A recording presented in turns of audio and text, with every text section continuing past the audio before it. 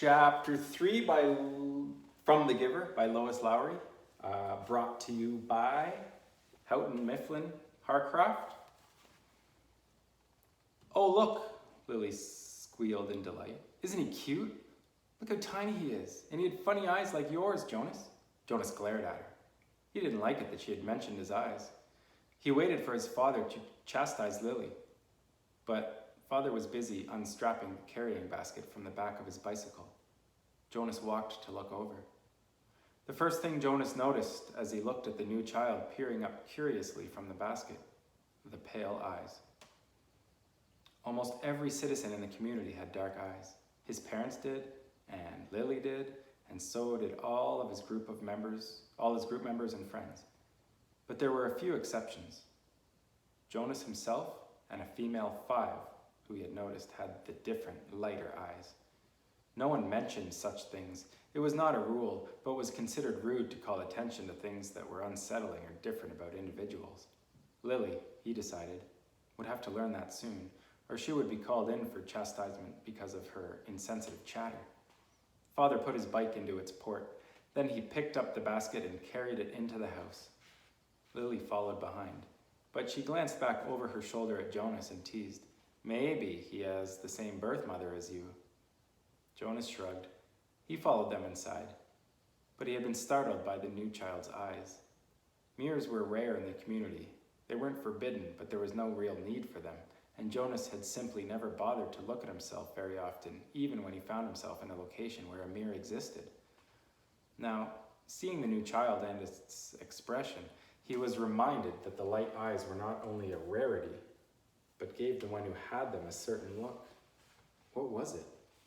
Depth, he decided, as if one were looking into the clear water of the river, down to the bottom where things might lurk, which hadn't been discovered yet. He felt self-conscious, realizing that he too had that look. He went to his desk, pretending not to be interested in the new child. On the other side of the room, Mother and Lily were bending over to watch as Father unwrapped its blanket.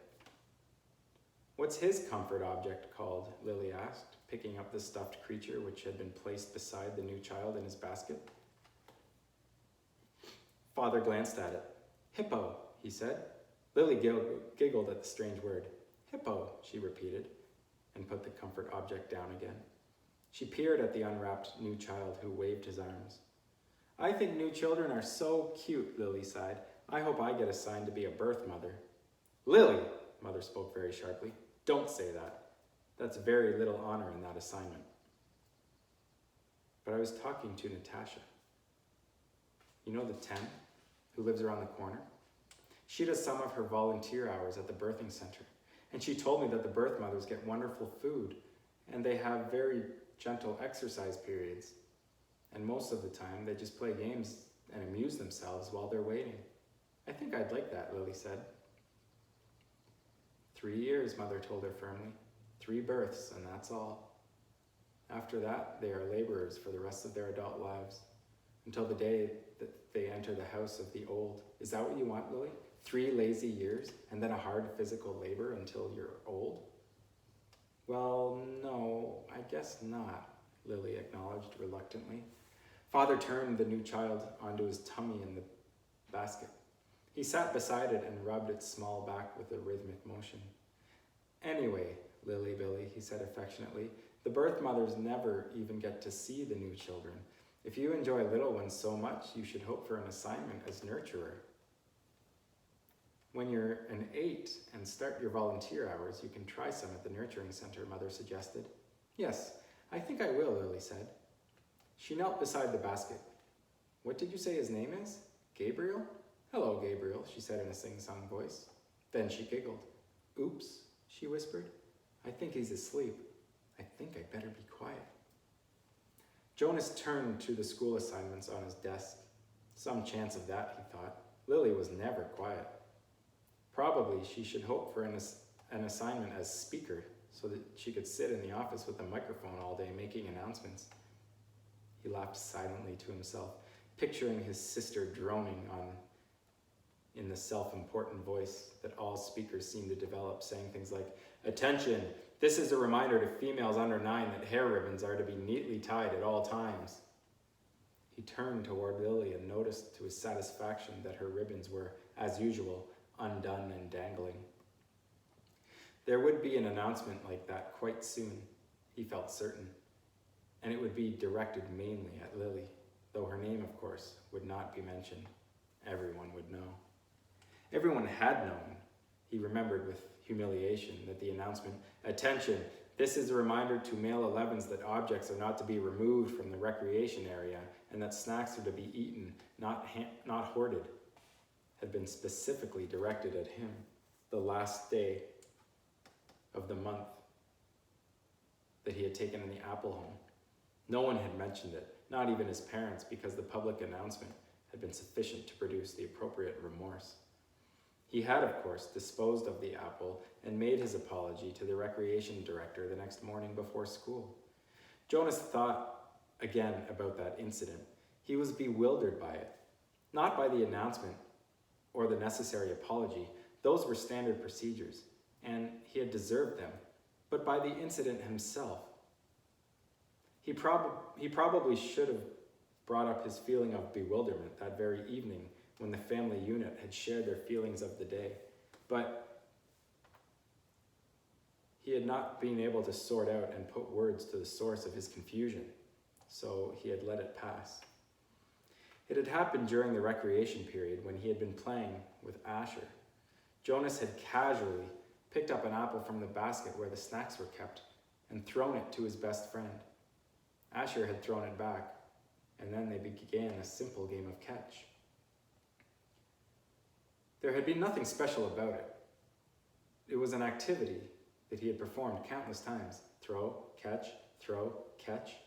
It was effortless for Jonas, and even boring, though Asher enjoyed it. And playing catch was a required activity for Asher because it would improve his hand-eye coordination, which was not up to standards. But suddenly, Jonas had noticed, following the path of the apple through the air with his eyes, that a piece of fruit had, well, this was the part that he couldn't adequately understand. The apple had changed, just for an instant. It had changed in mid-air, he remembered. Then it was in his hand, and he looked at it carefully. But it was the same apple, unchanged, the same size and shape, a perfect sphere, the same nondescript shade, about the same shade as his own tunic. There was absolutely nothing remarkable about that apple. He had tossed it back and forth between his hands a few times, then thrown it again to Asher, and again in the air. For an instant only, it had changed. It happened 4 times. Jonas had blinked, looked around, and then tested his eyesight, squinting at the small print on the identification badge attached to his tunic. He read his name quite clearly. He could also clearly see Asher at the other end of the throwing area, and he had no problem catching the apple. Jonas had been completely mystified. "Ash," he had called, "does anything seem strange to you about the apple?" "Yes," Asher called back, laughing. "It jumps out of my hand and onto the ground." Asher had just dropped it once again.